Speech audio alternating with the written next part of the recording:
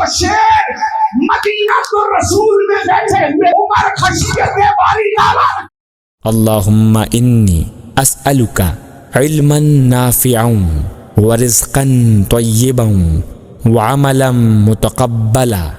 ایک دن محمود غزنوی نے کہا میں تمہیں بتاتا ہوں کہ مجھے اس سے پیار کیوں۔ سارے وزیر خلاف، بادشاہ ہر وقت اسی کا نام ایاز ایاز ایاز ایاز، ساڈا کسے کھاتے، حالانکہ تمہیں پتا وزارت کنی اوکھی لگدی ہے، کچھ کہہ گیا ہوں میں،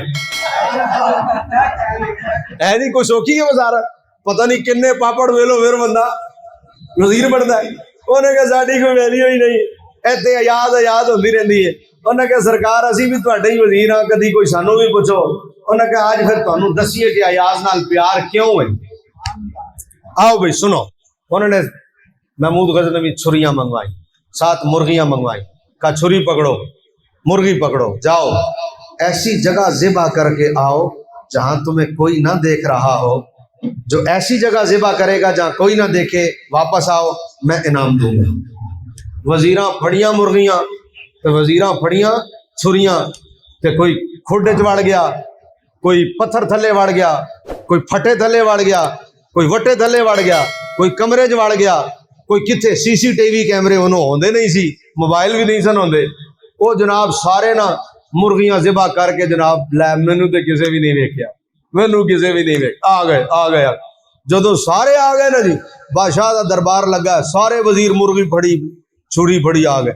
ہاں جی، انہوں نے کہا سرکار ایسی جگہ ذبح کر کے آیا ہوں مجھے خود بھی خبر نہیں ہوئی۔ سرکار میں ایسی جگہ ذبح کر کے آیا ہوں، دور دور تک ہی بندہ کوئی نہیں تھا، انعام بنتا ہی میرا ہے، کسی نے کیا کسی نے کہا، سب آ گئے، ایاز نہیں آیا۔ اور بادشاہ انتظار میں ایاز، آخر میں حضرت ایاز آئے، سامنے سے آ رہے ہیں، درباریوں نے دیکھا مرغی زندہ ہے، چھری ہاتھ میں، انہوں نے کہا لے آج ایاز دا کم ختم، آج کے ساتھ تمام، انہوں تے جا ہی نہیں لبی جتے کوئی نہ پہ ویکھدا ہوئے۔ حضرت ایاز پسینے چھوٹے ہوئے، شرابور پسینے سے، او کپ کپی تاری ہے، چھری پکڑی مرغی پکڑی زندہ لے کے دربار میں۔ ایاز کیا ہوا؟ ذبح نہیں کی؟ کہا بادشاہ سلامت آپ نے کہا تھا ایسی جگہ ذبح کر کے آؤ جہاں کوئی نہ دیکھ رہا ہو۔ حضور میں ہر جگہ جا کے دیکھ چکا ہوں، کوئی ایسی جگہ نہیں ملی جہاں رب نہ دیکھ رہا ہو، ہر جگہ اللہ۔ آؤ بھائی میں اپنے موضوع پہ آ گیا ہوں، میرا جملہ ضائع نہ ہو۔ میں نے کہا باقی وزیروں کو خیال کیوں نہیں آیا کہ اللہ دیکھ رہا ہے، صرف ایاز کو کیوں خیال آیا؟ کیونکہ باقی سب ڈرنے والے تھے، ایاز خشیت والا تھا۔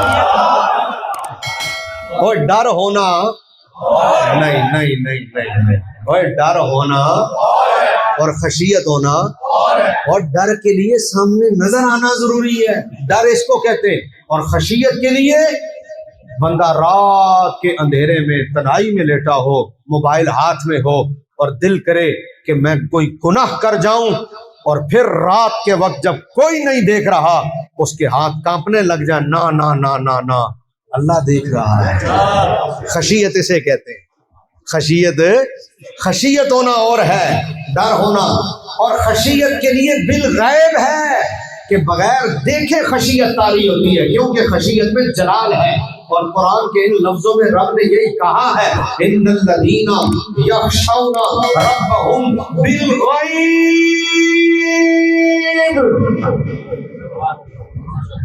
دیکھا نہیں ہے پھر طاری ہو جائے خشیت ہے۔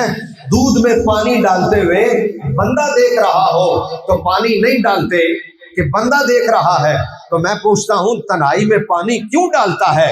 اس لیے کہ اسے ڈر تو ہے، اسے خشیت نہیں ہے۔ چوری کرتے ہوئے بندہ دیکھ رہا ہو، چوری نہیں کرتے، کیوں؟ اس لیے کہ بندہ دیکھ رہا ہے۔ اس کا مطلب ہے بندہ دیکھ رہا ہے، ڈر ہے نا، تو تنہائی میں چوری ہو جاتی ہے، کیوں؟ اس لیے کہ خشیت نہیں ہے۔ خشیت اور چیز ہے، ڈر اور چیز ہے۔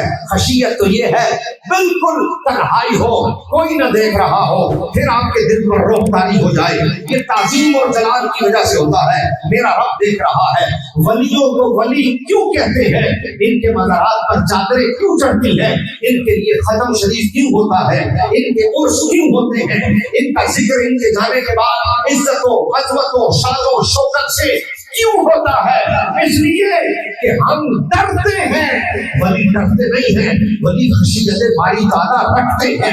हमें कोई देख रहा हो हम गुनाह से तब बचते हैं, और अल्लाह वाला जब कोई न देख रहा हो उस वक्त गुनाह इसलिए नहीं करता, उसके दिल पर ताली रहता है कि खुदा देख रहा है। इसे खशियत कहते हैं। हज़रत वकार इसका मतलब है जिसको खशियत नसीब हो जाए उसके लिए अजर भी है, जिसको खशियत नसीब हो जाए उसके लिए अजर अजीम भी है, और लहुम अजरुन लहुम मग़फ़िरतुन, मग़फ़िरत भी है, वह अजरुन कबीर भी है। हज़रत जी बता, अब आओ मैं आपकी खिदमत में एक जुमला अर्ज करना चाहता हूँ। आज 1500 साल बाद भी अगर सऊदिया के अंदर किसी मकाम पर पत्थरों पर हज़रत उमर का नाम लिखा हुआ मिल जाता है तो उसकी वजह ये है लोगों जिसके अपने डर का आलम ये था कि 22 लाख मुरब्बा मील पर हुकूमत करते हुए एक ही घाट पर बकरी और शेर दोनों इकट्ठे हो जाए तो शेर मदीना तो रसूल में बैठे हुए उमर से मिस्र के किनारे पर भी डर रहा है। वजह क्या है? ये शेर उमर से क्यों डरता है? इसलिए कि उमर खशियत बारी ताला रखता है।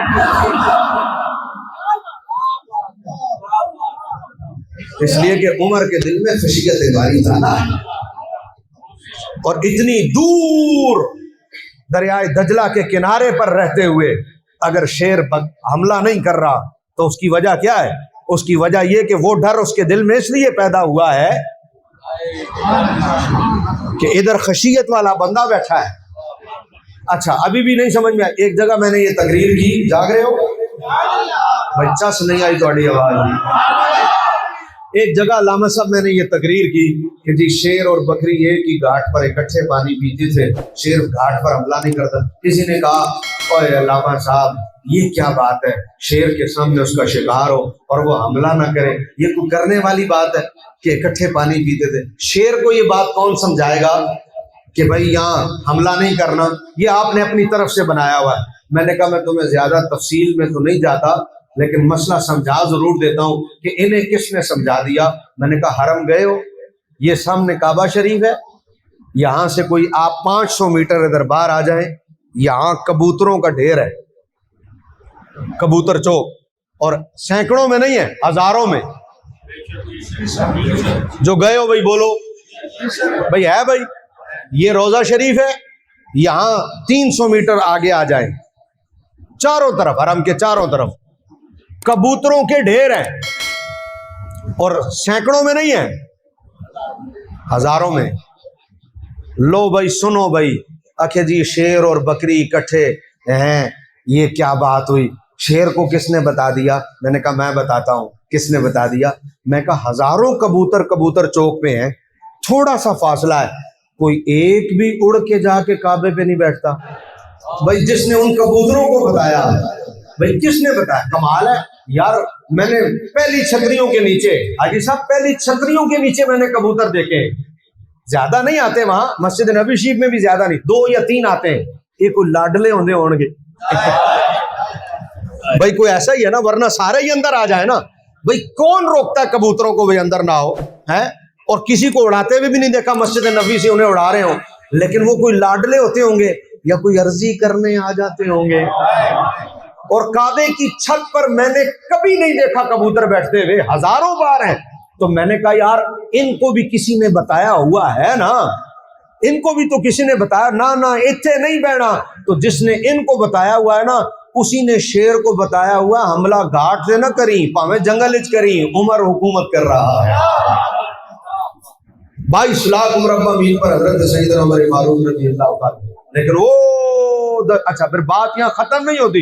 जब दिल में खशियत तारी हो जाए ना, तो फिर मामला अदल का पता क्या होता है? हजरत साद बिन अबी वकास गए ना, जब कैसर और किसरा फतह हुए, तो जब कैसर और किसरा फतह हुई, खशियत जब दिल में हो ना हाकिम के, तो नतीजा ये होता है تو कैसर और किसरा फतह हुआ। अब आपको पता है कैसर और किसरा जब फतह होंगे तो दुनिया के सबसे उस वक्त की बड़ी हुकूमत जब फतह होगी, तो अब कैसर और किसरा फतह हुए। आप सोचें कितनी बड़ी वो उनकी हुकूमतें थी कैसर और किसरा की, वो फतह हो, कितना माल होगा। साहबा कहते हैं मस्जिद नबी में जब माल का ढेर लगा ना, तो हमने जब से जिहाद शुरू किया हमने गनीमत का इतना बड़ा ढेर नहीं देखा, इतना बड़ा ढेर मस्जिद नबी में लग गया। तो जब हजरत साद बिन वकास रज़ी अल्लाह ताला ने फतह किया ना, तो आप फतह करने के लिए और उनके इखलास का आलम क्या है। हजरत साद बिन अबी वकास कैसर और किसरा फतह हुए, इन साहबा के इखलास पर कुर्बान, लानत है उन खंजीरों पर जो इन हस्तियों पर धोखे, इनके इखलास का आलम देखो। आपने ये नहीं कहा ये सब लेके मैं जाऊंगा हजरत उमर की बारगाह में, नहीं, आपने सिपाही भेजे कि तुम सामान ला दो ऊंटों पर, सीधा हजरत उमर के पास ले जाओ और पूछेंगे वकास साद बिन अबी वकास कहाँ है, तो कहना हुजूर वो जिहाद के लिए और आगे चला गया है।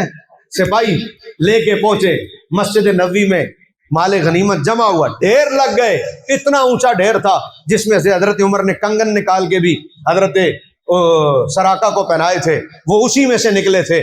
और उस वक्त हजरत उमर यूं घूम रहे हैं उसके गिर्द और आंखों से आंसू जा रही हैं। मौला अली बराबर में हजरत अली के साथ साथ हैं। किसी ने कहा, हजरत मौला अली ने कहा हजरत उमर से, हुजूर आप रो रहे हैं, इतनी बड़ी फतह नसीब हो गई, माल इतना जमा हो गया गनीमत का, इतना कैसर और किसरा हमने फतह कर ली, आज तो मुस्कुराने का दिन है, आपकी आंखों में आंसू। हजरत उमर के जुमले सुनो।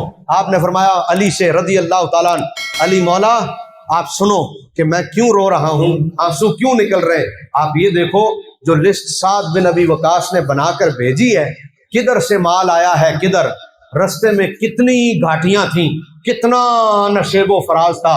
जो लिस्ट उन्होंने बना के भेजी है ना, उसमें से एक सुई भी कम नहीं है। मेरी फौज कितनी ईमानदार है, मेरी फौज कितनी ईमानदार है कि भाई एक एक ईंट सोने की रख लेते, तू ले ले तू ले ले, बाद में कहते डिग गई है, की पता लगता है भाई होता कि नहीं, नहीं, एक सुई भी कम नहीं है। मौला अली ने फरमाया या अमीर अल मुमिनीन आप जानते हैं ये आपकी फौज क्यों इतनी ईमानदार है। फरमाया बताओ क्यों ईमानदार है। असल में बात ये है ऊपर आप बड़े ईमानदार बैठे हैं।